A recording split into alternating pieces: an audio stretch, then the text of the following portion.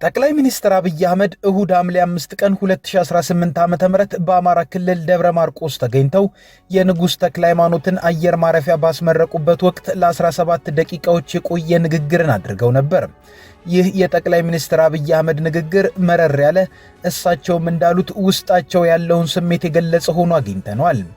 ይህም ብቻ ሳይሆን ጠቅላይ ሚኒስትር አብይ በአማራ ክልል በተለይም በጎጃም መሬት ላይ ያለውን የጸጥታና የሰዎች ተንቀሳቅሶ የመስራት ነገር ምን ያክል ችግር ውስጥ እንደገባ ፍንትው አድርገውና ግልጽ አድርገው አምነው ተናግረዋል። ነገሩን የገለጹትም ከደብረ ማርቆስ ደጀን በመኪና መሄድ የማይቻልበት ደረጃ ላይ እንደተደረሰ አምነው ነው።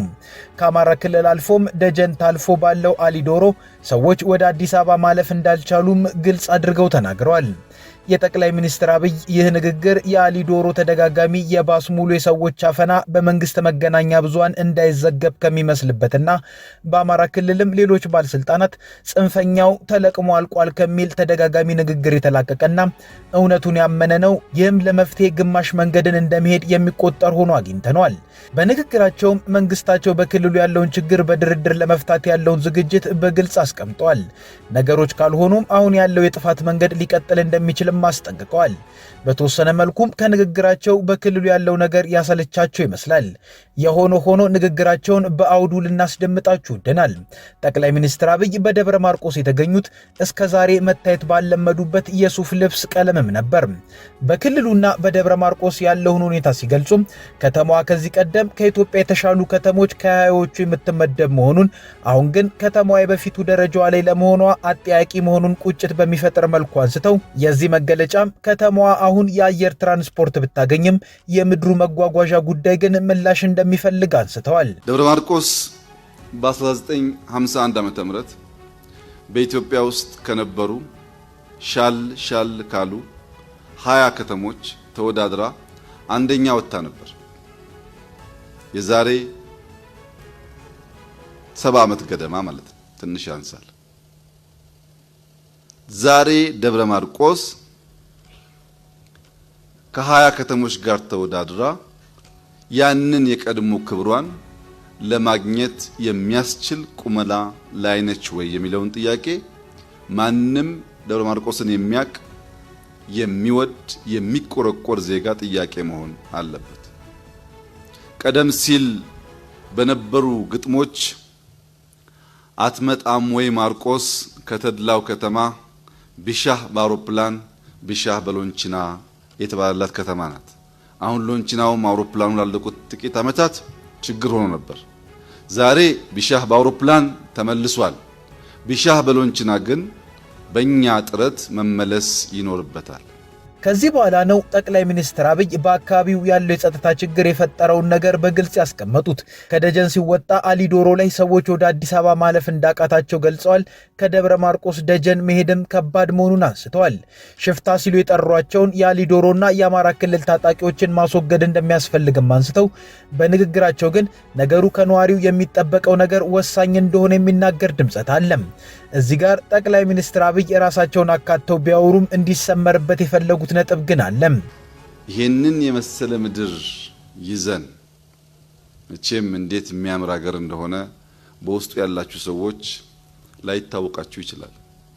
እንደዚህ ያለውን ለምለም ሀገር ይዘን ተግባብተን ተዋደን ሀገራችንን መስራት ሲገባን ባንግባባ እንኳን ተወያይተን ተከራክረን ተነጋግረን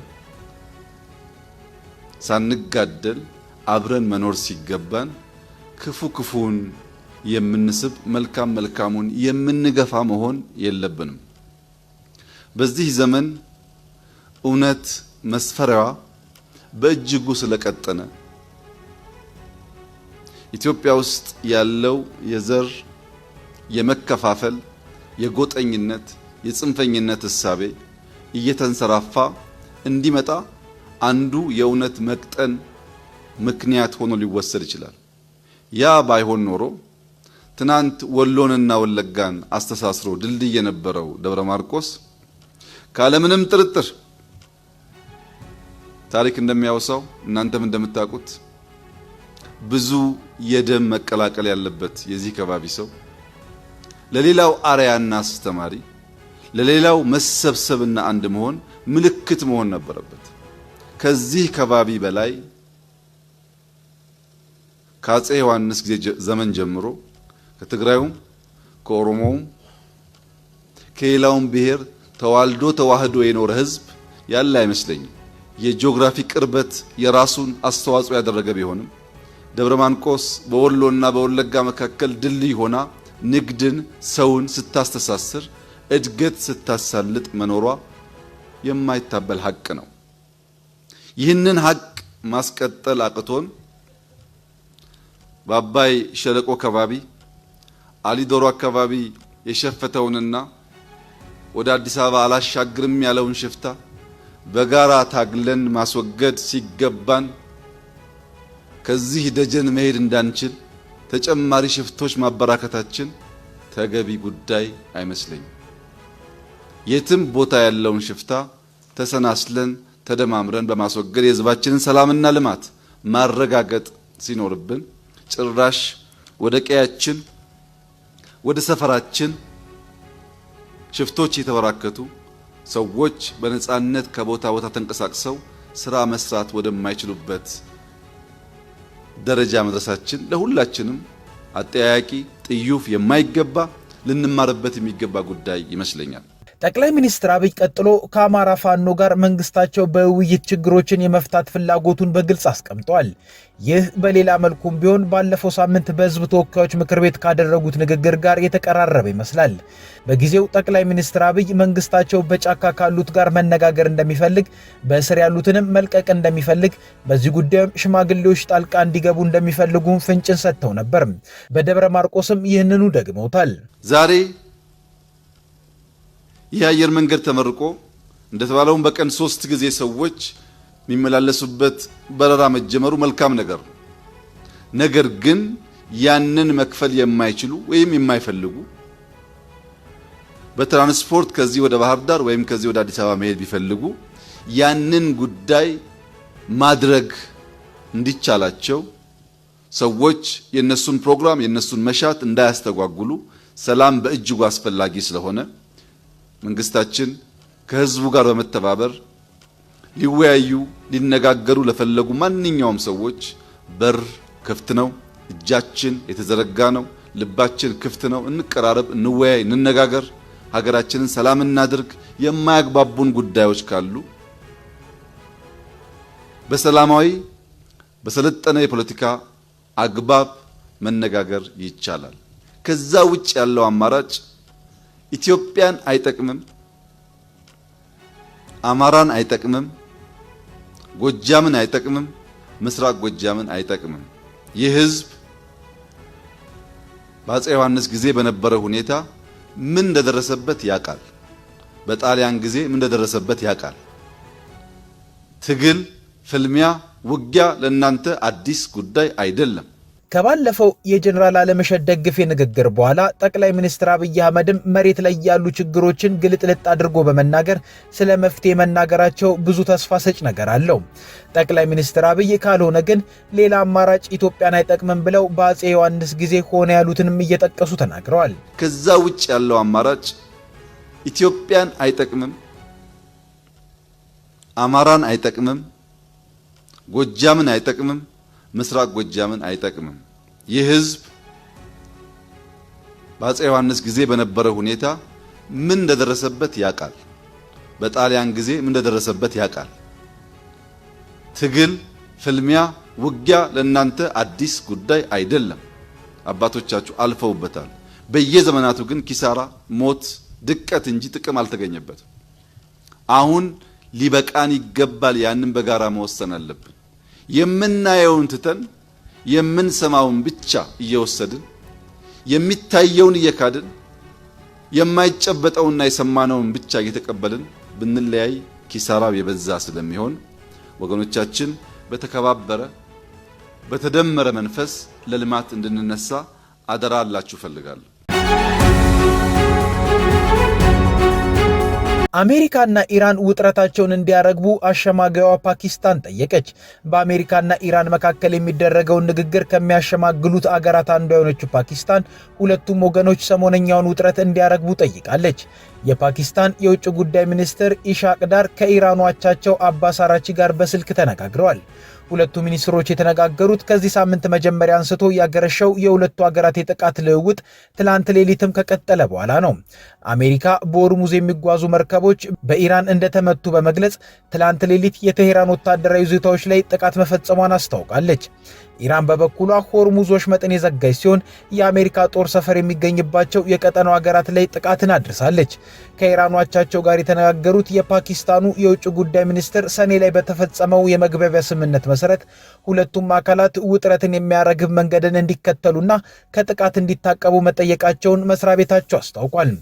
የፓኪስታን የውጭ ጉዳይ ሚኒስቴር ባወጣው መግለጫ ኢሻቅ ዳር ግጭቶችን ለመፍታት እንዲሁም በቀጠናው ዘላቂ ሰላምና መረጋጋትን ለማስፈን ብቸኛው አዋጭ መንገድ ንግግርና ዲፕሎማሲ መሆኑንም አስምረውበታል ብሏል። በተፈረመው የመግባቢያ ስምምነት መሰረት ሁለቱም ሀገራት ጥቃቶችን አቁመው ለመጨረሻ ድርድር መቅረብ ነበረባቸው።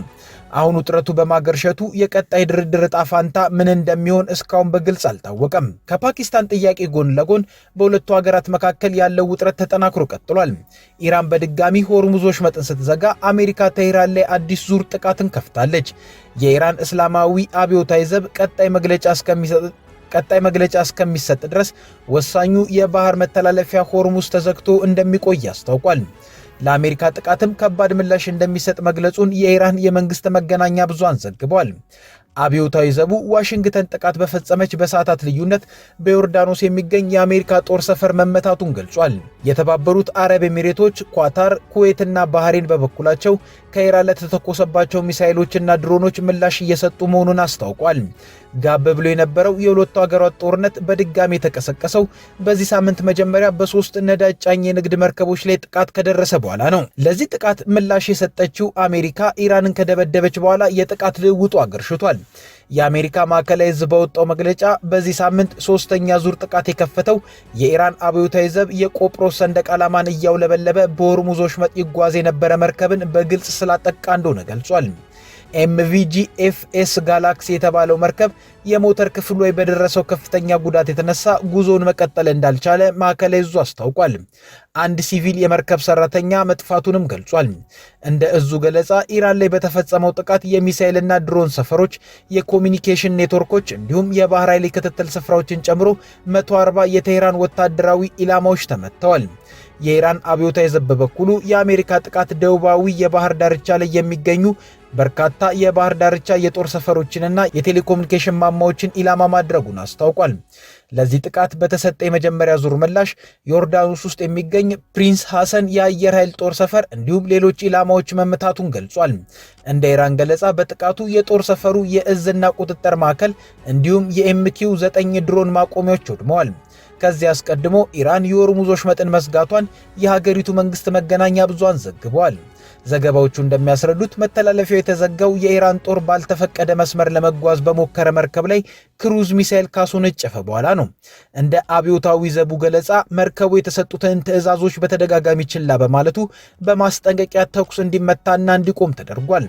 ሆርሙዝ በመዘጋቱ ምክንያት ለሚፈጸም ማንኛውም የአየር ጥቃት የሚሰጠው ምላሽ ከባድ እንደሚሆንና በቀጠናው የሚገኙ አዲስ የጦር ሰፈሮችን ኢላማ እንደሚደረጉ ማስጠንቀቆ ነበር። ከኢትዮ ፍሮንት የዛሬ ጉዳዮቻችን እነዚህ ነበሩ። አብራችሁን ስለቆያችሁ እናመሰግናለን። ቻናላችንን ሰብስክራይብ አድርጉልን። መልካም ጊዜ